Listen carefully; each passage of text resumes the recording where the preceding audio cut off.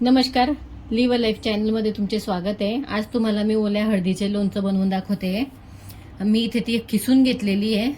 Actually ती अशी असते आणि तिची सालही एकदम सोपी पद्धतीने निघते। तिला काही जास्त फारसं हे लागत नाही, मऊ असते साल।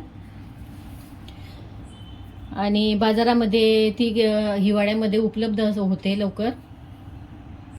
हळदीची अगदी सोपी पद्धतीने साल निघते। हे बघा, तिथे आपण बटाटे सोलायचं ग्रेटर वापरू नाही शकत, कारण की हळद असते तिचं साल एकदम मऊ असतं।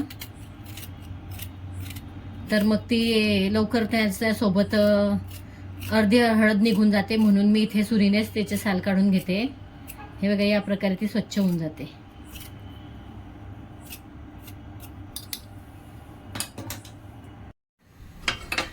गॅसवर पॅन ठेवलं, त्यात तेल घातलं।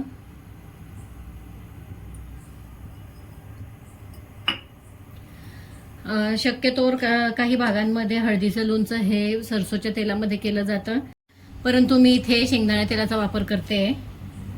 तुम्हाला वाटलं तर तुम्ही सोयाबीन वगैरे तुम्हाला जे तेल वाटलं ते तुम्ही त्यात वापरू शकता। तेल गरम झाल्यावरती हळद तेलात घालून घ्यायची।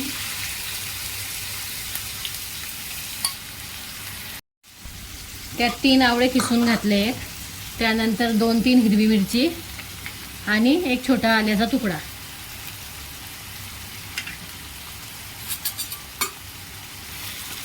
हे सर्व जोपर्यंत हळदीचं पाणी सोकलं जात नाही तोपर्यंत परतून घेते।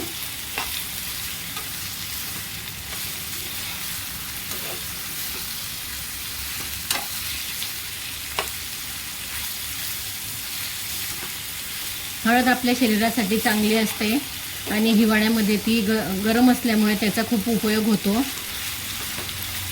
आपली रोगप्रतिकार शक्ती ती वाढवते।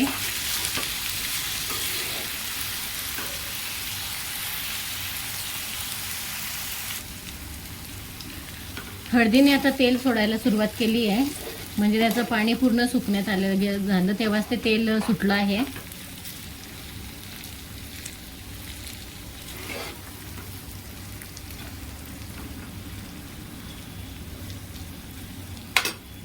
आता गॅस बंद करून देते आणि त्यात मेथी दाणे, मोहरीची डाळ,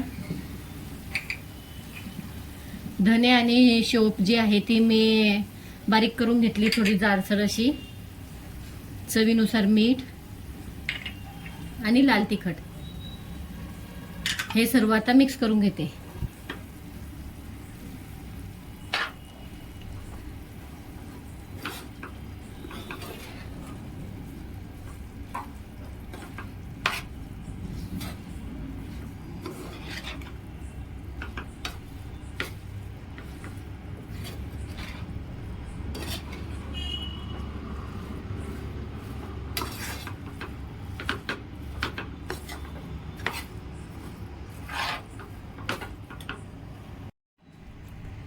गार झाल्यावरती तुम्ही बर्नीमध्ये ते स्टोअर करा आणि अशा प्रकारे ओल्या हळदीचे लोणचं तुम्ही करून बघा आणि माझ्या चॅनलला लाईक, शेअर, सबस्क्राईब नक्की करा आणि कमेंटमध्येही कळवा की तुम्ही बनवलेले लोणचे कसे झाले तर।